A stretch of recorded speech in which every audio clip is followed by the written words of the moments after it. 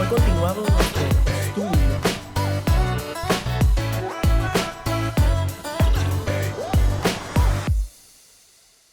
Hoy iniciamos una muy importante serie de mensajes, una serie muy interesante sobre lo que la Biblia dice acerca de los últimos tiempos.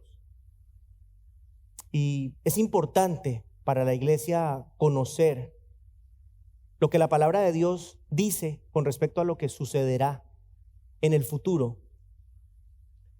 Vivimos en tiempos muy complejos, creo que estamos todos de acuerdo. Es una época compleja, difícil. Vemos en el mundo de hoy una regresión moral en el carácter de las personas, el carácter moral especialmente. Y si bien la humanidad ha logrado muy grandes avances en muchos aspectos, la realidad es que moralmente el mundo es un lugar cada vez más oscuro. Por un lado, el ser humano ha llegado a niveles de desarrollo que no hace mucho eran vistos solamente en películas de ciencia ficción. Tecnológicamente, el mundo de hoy está avanzando a una velocidad que ustedes y yo ni siquiera comprendemos. Estamos inmersos en una revolución tecnológica que está cambiando y continuará cambiando el mundo de una manera acelerada y radical. Y de esto vamos a hablar un poco la semana entrante. Pero al mismo tiempo, hoy se cuestiona lo que es ser hombre y ser mujer. Por un lado, tenemos un avance tecnológico muy grande, pero por otro lado, el ser humano hoy se pregunta, debate lo que es ser un hombre o una mujer. Hoy un niño nace y hay que esperar a ver qué decide ser. Si niño, niña o una gran variedad de géneros intermedios. Hoy se debate lo que nunca hubiésemos pensado que era debatible. Hoy lo irracional se toma como verdad. Nada en esencia es bueno. La moral es relativa. Lo que es bueno para uno es malo para otro. Lo que es bueno en un lugar es malo en otro. ¿Sí? Lo que es permisible en la Florida no es permisible en California. La moral es relativa en muchos aspectos.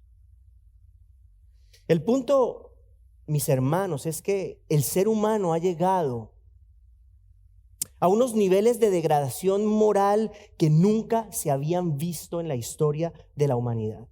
Siempre hemos visto maldad, siempre ha existido la inmoralidad, pero nunca el ser humano había llegado al punto de tomar lo irracional como verdad.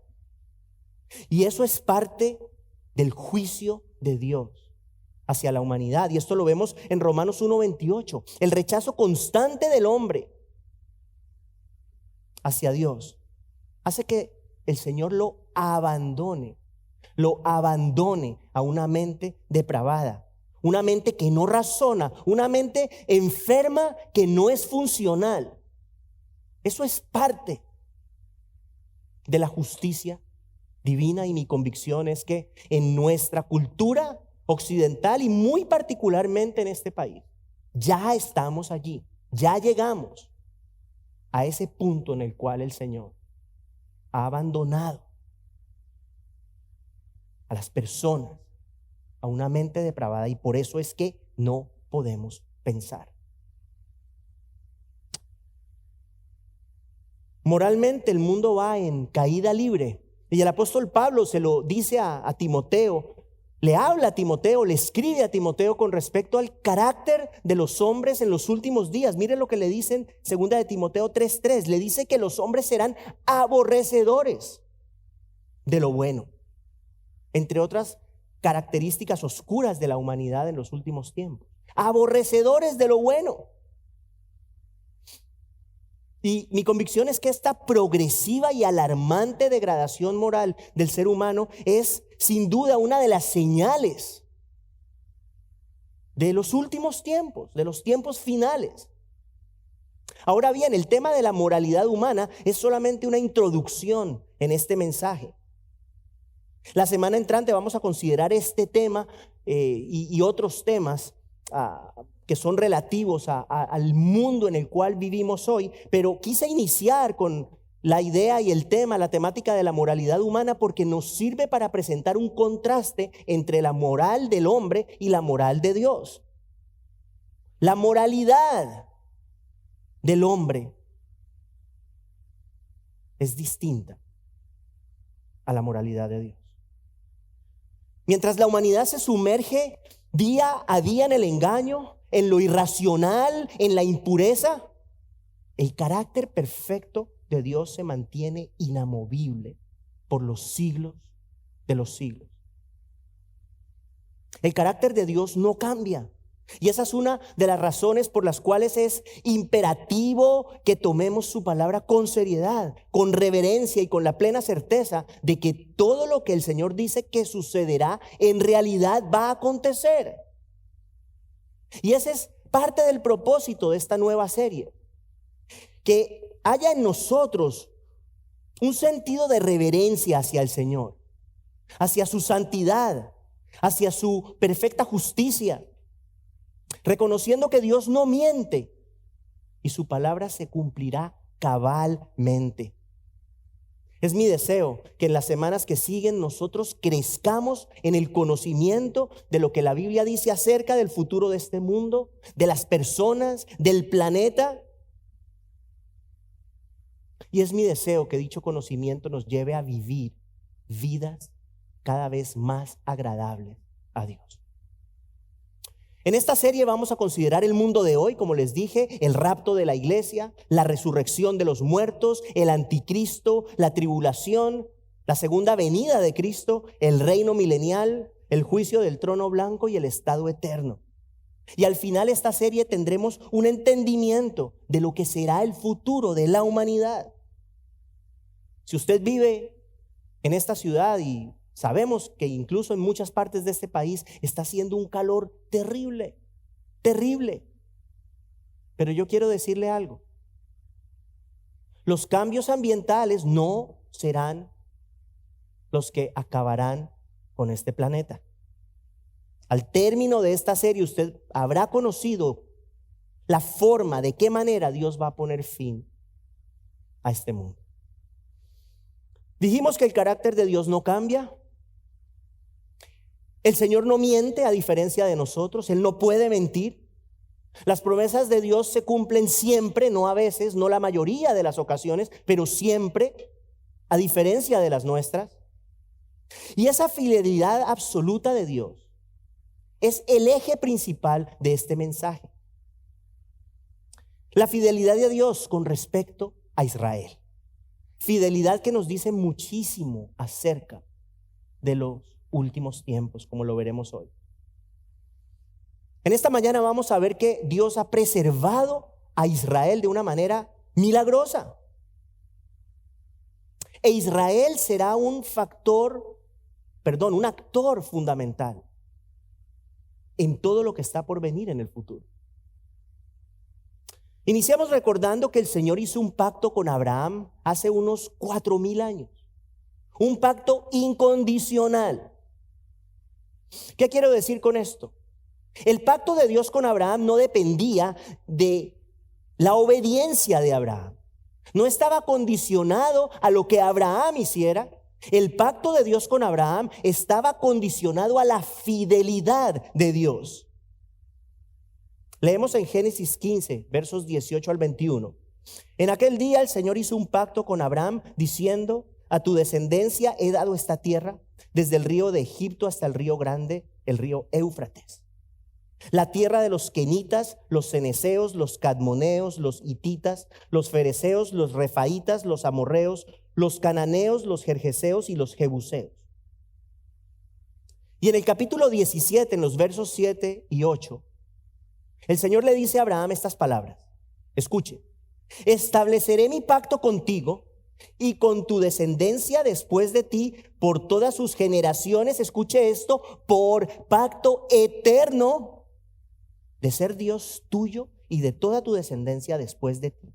Y te daré a ti y a tu descendencia después de ti la tierra de tus peregrinaciones. Escuche, toda la tierra de Canaán como posesión perpetua.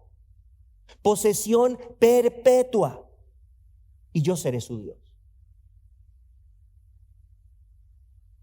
Hace 4000 años, Dios le prometió a Abraham la tierra de Canaán como posesión perpetua.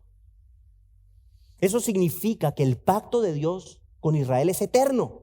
El Señor no ha abandonado a Israel ni lo abandonará jamás. De hecho, un día Israel se arrepentirá de haber rechazado al Señor Jesucristo. Escuche lo que dice el Señor a través del profeta Zacarías. Zacarías 12, verso 10.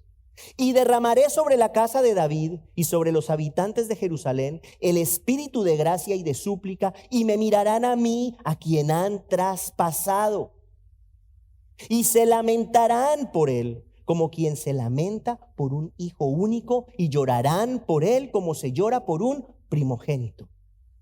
Y sobre la salvación de Israel en los últimos días, el apóstol Pablo habla, argumenta en Romanos 11, versos 25 al 27. Escucha lo que dice Pablo.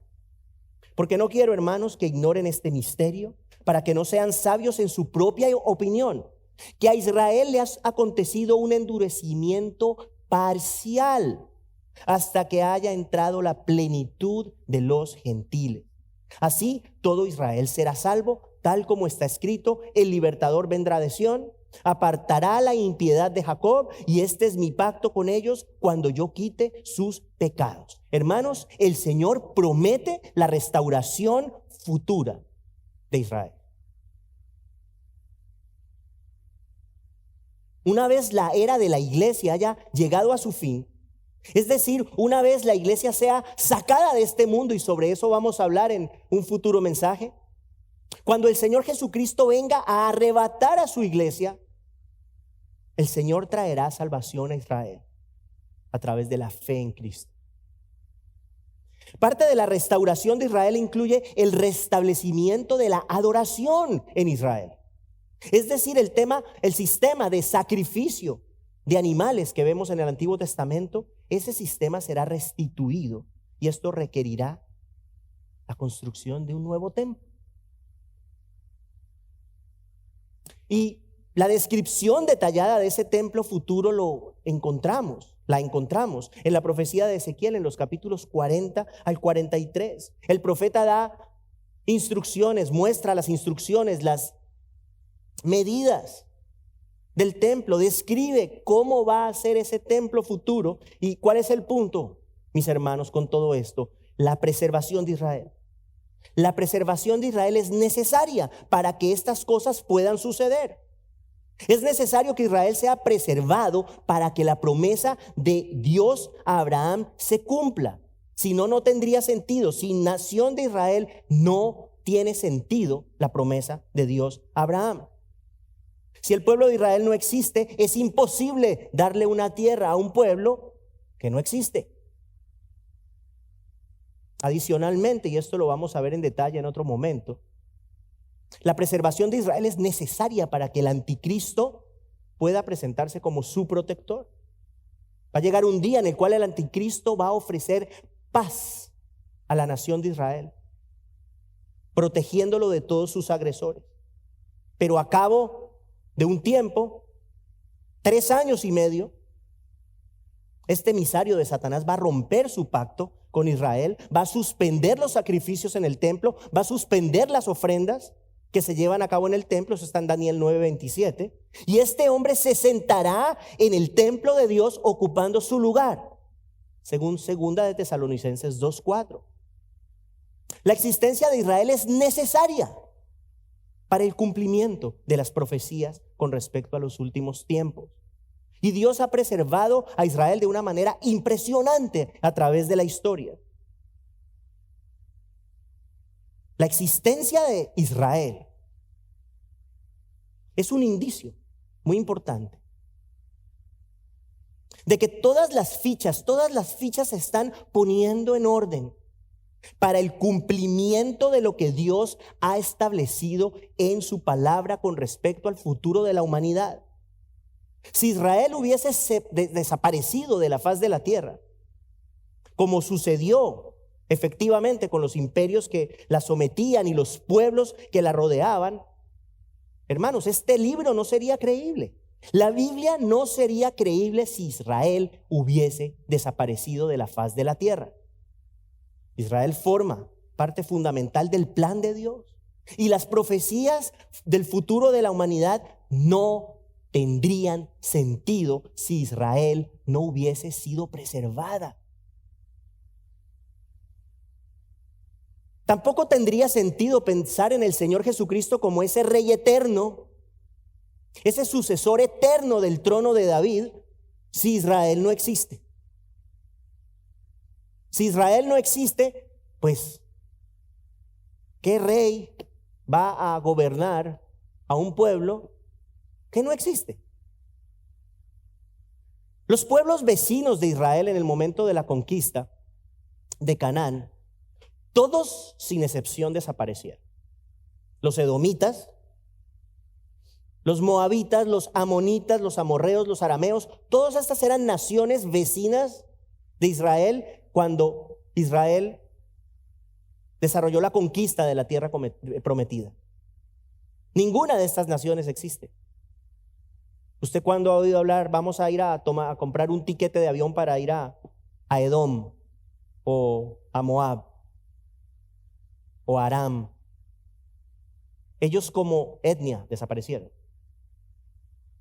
Estos pueblos, estas naciones, estos países desaparecieron. ¿Y qué decir de los más poderosos imperios que subyugaron a Israel? Babilonia,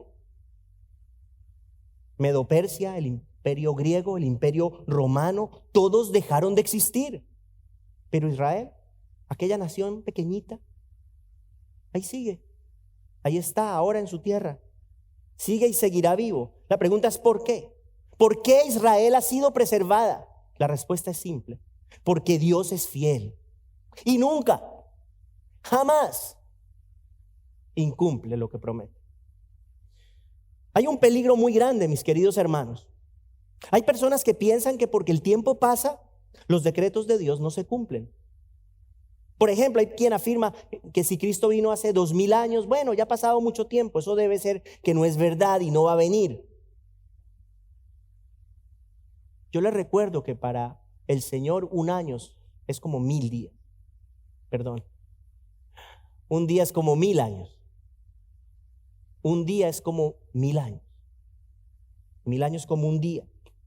¿Hace cuánto dijimos que el Señor le prometió a Abraham la tierra prometida? A ver si estaban poniendo atención. Hace 4000 años.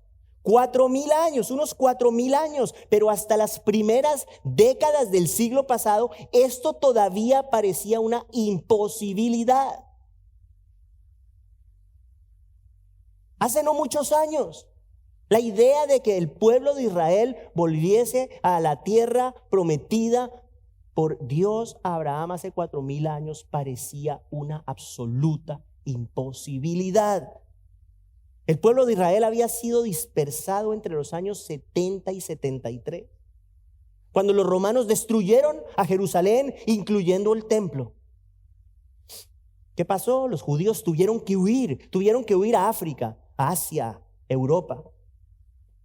Y la idea de volver a su tierra y tener una nación era totalmente ajena a sus posibilidades y a su realidad.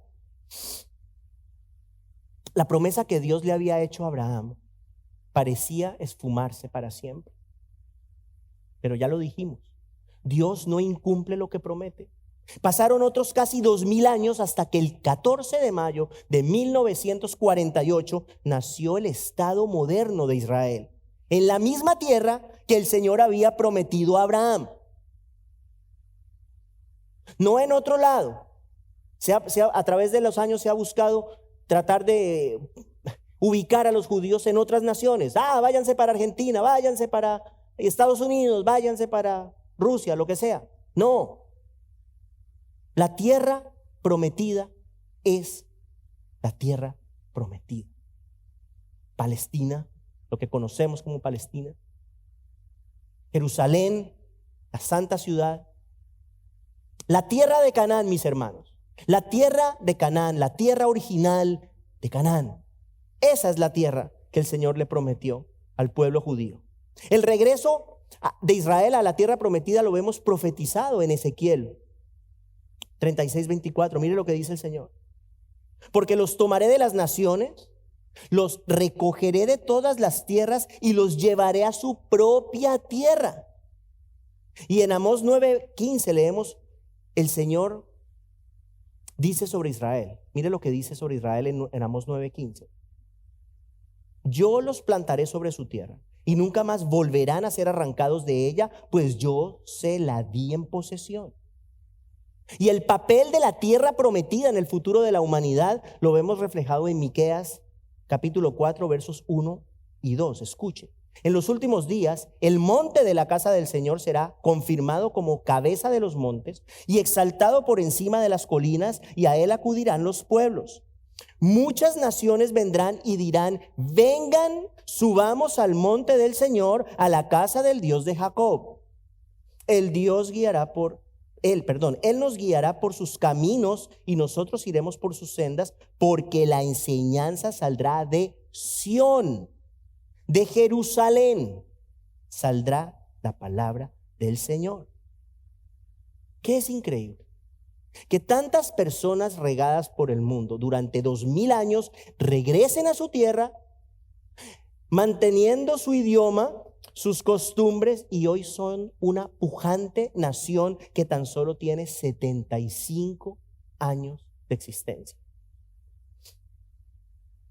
Nosotros vivimos en Miami. Y aquí en Miami hay personas de diferentes lugares del mundo, especialmente de Latinoamérica.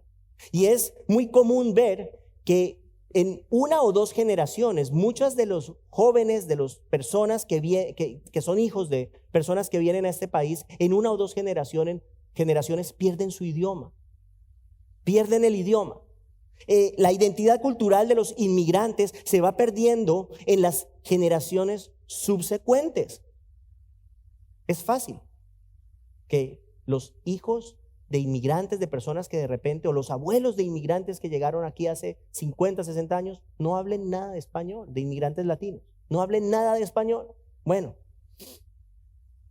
Israel, después de 2000 años de estar dispersa por diferentes lugares del mundo, mantuvieron su identidad y hoy conviven en esa muy apetecida y pequeña tierra que Dios les dio. ¿Y por qué digo muy apetecida? Bueno, porque la tierra de Israel ha sido codiciada por imperios y naciones a través de la historia. Esa pequeña tierrita de Israel es puente entre África, Europa y Asia.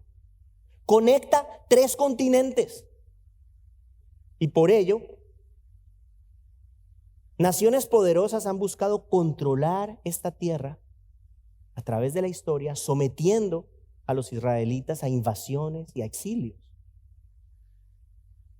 Si no fuera por el accionar del Señor, queridos hermanos, Israel hace rato hubiese desaparecido, hace rato hubiese dejado de existir. Pero como ya hemos dicho, la supervivencia de Israel es necesaria para el cumplimiento de los planes de Dios.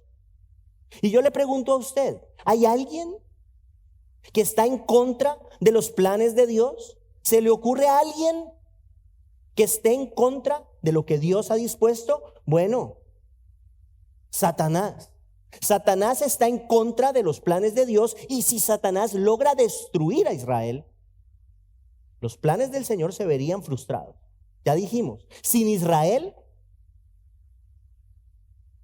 muchas de las cosas que la Biblia habla sobre el futuro, o prácticamente todo lo que la Biblia habla sobre el futuro, no podría ser. Los planes del Señor se verían frustrados si Satanás logra destruir a Israel.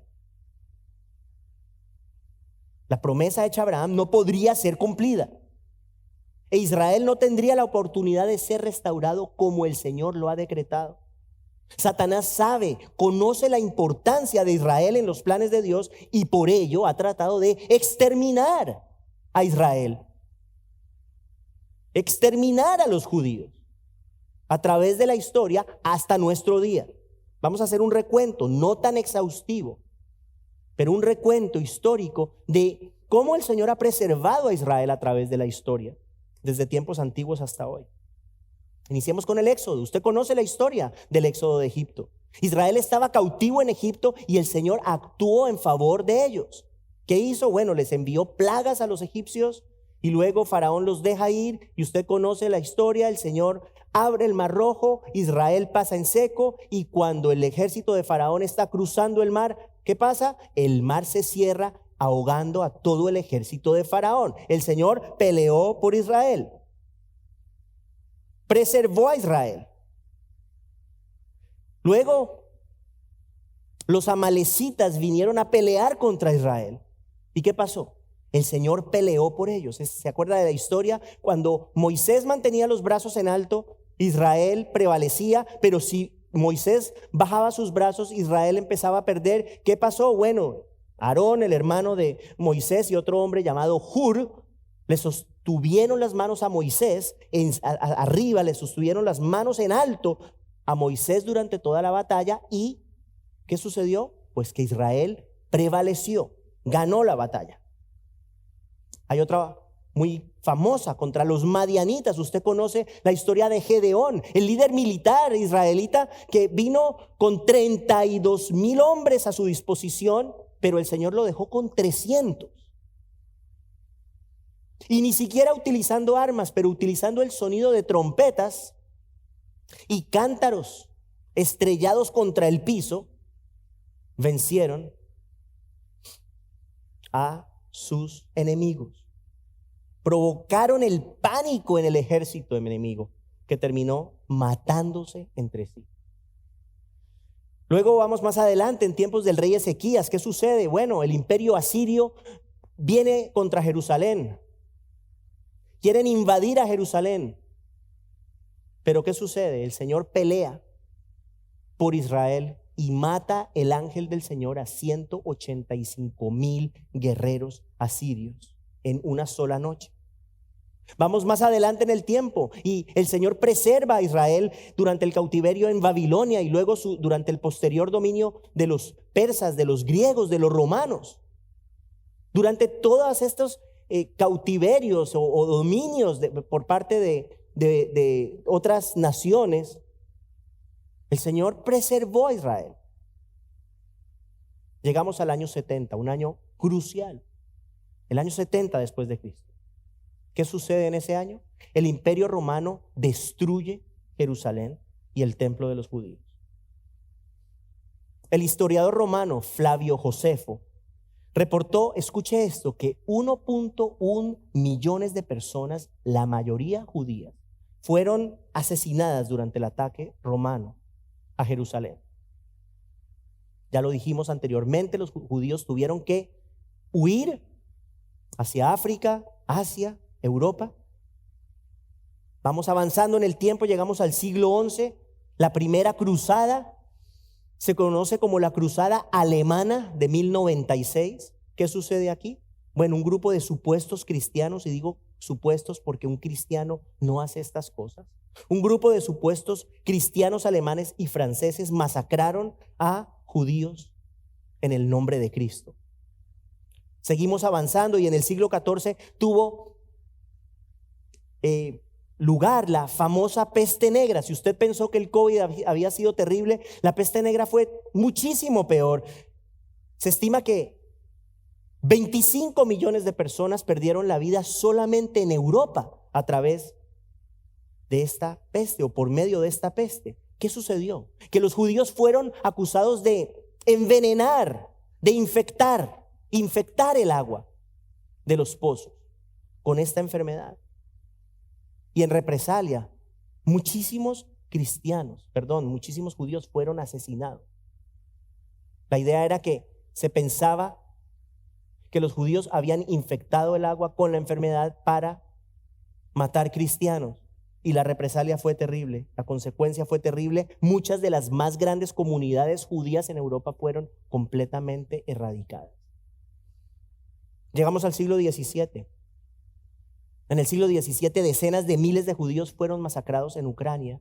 Y en el siglo XIX sucedió algo muy crucial, muy importante. Los judíos comenzaron a ser vistos como una raza inferior. Ahora el problema no era solamente religioso, ahora era una cuestión de raza. Los judíos empezaron a ser vistos como una raza inferior a la de los pueblos europeos. Y es ese antisemitismo racial, esa animadversión racial, la que dio paso en el siglo XX a uno de los peores sucesos de la historia, el Holocausto, en el cual se estima que murieron 6 millones de judíos. Ahora yo quiero que usted piense en esto. 6 millones es el 40% de la población total de judíos en el mundo en esa época, en la época del Holocausto. El 40%. ¿Qué sucede? Menos de 3 años después del Holocausto, menos de 3 años después del final de la Segunda Guerra Mundial, el 14 de mayo del 48, nace el Estado moderno de Israel. Menos de 3 años después de la guerra. Yo le aseguro a usted que todas las personas en Israel, todas las personas que celebraban en Israel la conformación de dicho Estado, todas habían perdido seguramente familiares, seres queridos. Todo el mundo conocía a alguien que había perdido la vida en el Holocausto. La aniquilación del 40% de la población judía mundial es algo aterrador. Eso es un golpe brutal. Pero aún así los judíos tuvieron la fuerza para empezar de cero en su nueva nación. Escuche esto. Este dato es muy importante. Israel recuperó su condición de nación autónoma tras haberla perdido, escuche, 2553 años atrás. Desde la invasión de Babilonia en el año 605 antes de Cristo, Israel no era una nación independiente. Y 2553 años después, en 1948, Israel vuelve a tener su tierra, su pueblo, su gobierno, es decir, su nación. ¿Cómo explicamos esto? Aparte de la providencia del Dios Todopoderoso, ¿cómo podemos explicar estas cosas? Pero las cosas no quedan allí. El gozo de los judíos que danzaban en las calles de Jerusalén ese 14 de mayo de 1948 por haber recuperado su nación después de 2553 años, ese gozo no duró ni siquiera un día completo. Al día siguiente del nacimiento del Estado moderno de Israel, los judíos fueron invadidos por Egipto, Irak, Líbano, Siria y Transjordania, ayudados por tropas libias, saudíes y de Yemen. 8 naciones, 5 naciones apoyadas por otras 3, 8. Israel salió vencedor.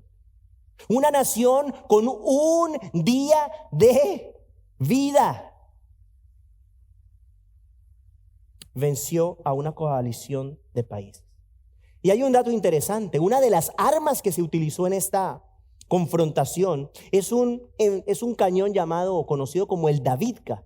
Y el Davidka era un cañón, escucha esto, de construcción casera. Y era un cañón supremamente impreciso. No servía para dar a ningún blanco, pero tenía una particularidad. Era ruidoso. Era muy ruidoso.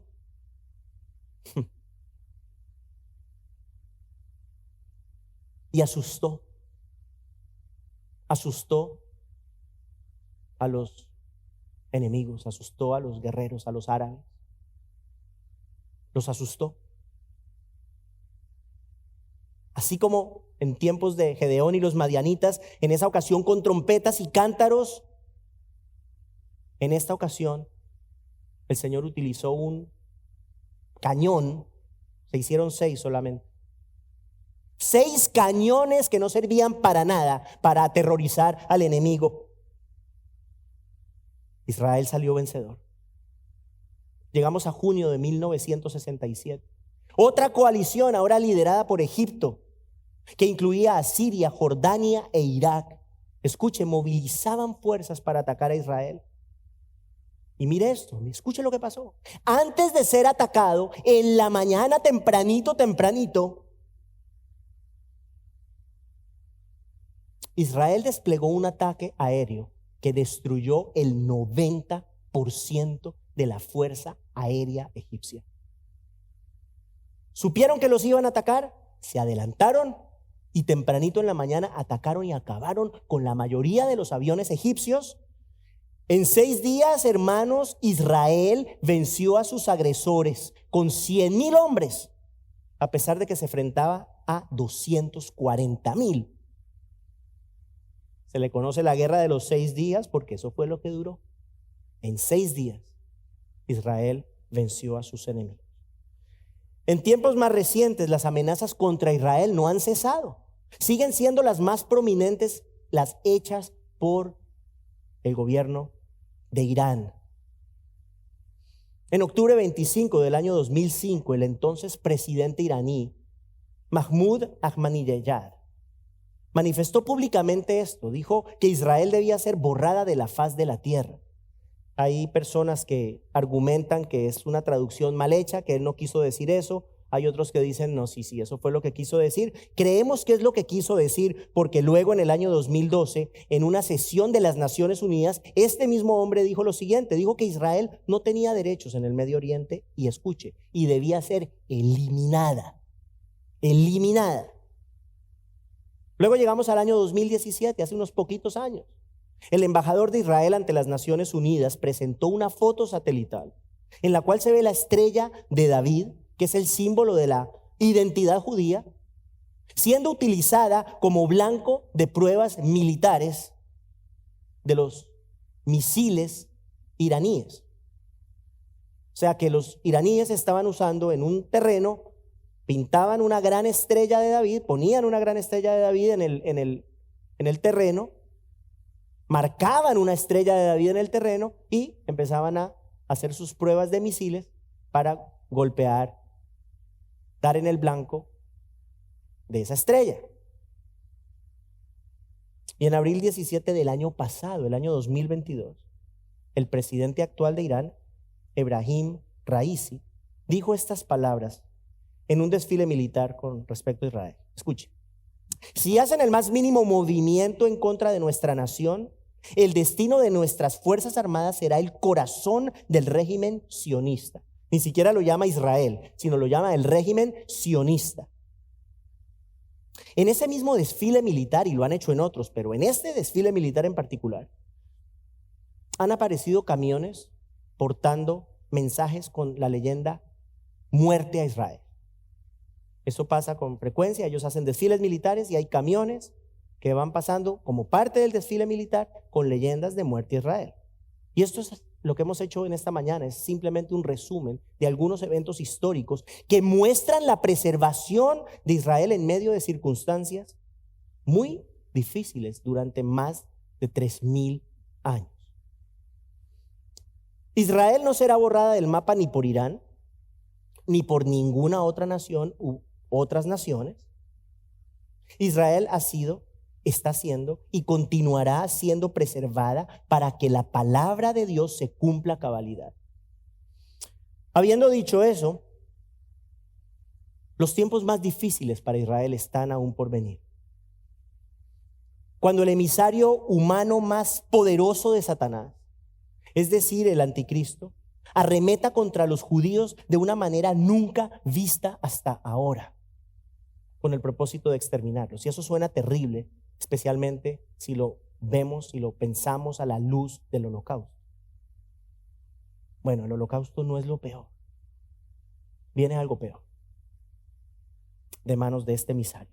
Durante la gran tribulación, el anticristo engañará a muchos con grandes señales, con grandes prodigios. Se sentará en el templo de Dios, como lo dijimos al inicio. Este hombre va a someter a Israel y al resto de las naciones. Y quien se niegue a adorarlo, bueno, será asesinado. De todo eso vamos a hablar en esta serie. El poder de este hombre será algo nunca visto en la historia de la humanidad. ¿Creemos que Hitler era poderoso? Bueno, el anticristo tendrá un poder nunca antes visto en la historia de la humanidad. Y de ese poder, Dios va a librar a su pueblo Israel. Terminamos diciendo, hermanos queridos, que hace 75 años sucedió algo que el pueblo judío había anhelado por casi 2000 años. ¿Qué es eso? Regresar a la tierra prometida y ser nuevamente una nación soberana. El Señor cumplió su promesa de traer de vuelta a su pueblo, pero ese regreso es tan solo un eslabón en la cadena de promesas que el Señor ha hecho con respecto a Israel. Tener nuevamente Israel en un mismo suelo era un requisito para lo que sigue. Escuche, ahora se puede concebir una circunstancia en la cual la supervivencia de Israel sea amenazada de tal forma que dé vía al anticristo para ofrecerle paz. Ahora se puede concebir la construcción del templo que Ezequiel describe en su profecía. Ese templo que será profanado por el anticristo cuando éste someta a Israel y al resto del mundo. O sea, en este momento pensar todavía que pueda haber un tercer templo en Israel, para muchos es un imposible. Hermanos, ya la nación está unida nuevamente en la tierra prometida después de más de 2000 años o 2000 años. Y para Dios hacer lo que tenga que hacer para que la construcción del templo sea posible es simplemente un paso más para que sus propósitos se cumplan. O sea que no debemos pensar que no se va a poder hacer. Y muy importante este último punto. Ahora es posible visualizar a una nación israelita que en su profundo sufrimiento por los padecimientos de la gran tribulación responda al evangelio de Cristo y reconozca al Señor Jesucristo como el Mesías. Este sufrimiento terrible va a llevar a Israel a sus rodillas, va a llevar a Israel a reconocer que Jesucristo es el Mesías. Todo esto está por venir y para ello era necesario que Israel estuviera unida como nación en la tierra que Dios le prometió a Abraham hace 4000 años. Y es por eso, hermanos, que la preservación de Israel es sin duda una señal poderosa de que estamos acercándonos al fin de los tiempos. La próxima semana continuamos con nuestra serie y vamos a hablar un poco del mundo en el cual vivimos hoy, antes de adentrarnos ya en los temas más específicos con respecto a lo que viene en el futuro. Oremos. Padre, en el nombre de Jesús damos gracias a ti por tu palabra. Damos gracias a ti porque tu palabra es vida para nosotros y, Señor, lo que tú has dispuesto ciertamente se cumplirá, porque tú no puedes mentir. Sabemos, Señor, que lo que tú has dicho en tu palabra ciertamente se cumplirá. A veces pensamos que tus promesas y lo que tú has decretado se está tardando, pero tú nunca llegas tarde y siempre cumples absoluta y totalmente lo que prometes. Por eso oramos, Señor, que a través de esta serie nuestros corazones reconozcan que tu palabra es digna de crédito, que todo lo que tú dices es verdad y que estas realidades nos lleven a vivir vidas reverentes a ti. Ayúdanos a honrarte con nuestras vidas, Señor, a la luz de quien tú eres, de tu santidad, de tu inmensa bondad, pero también de tu justicia. Te damos gracias y te bendecimos en el nombre de Jesús. Amén.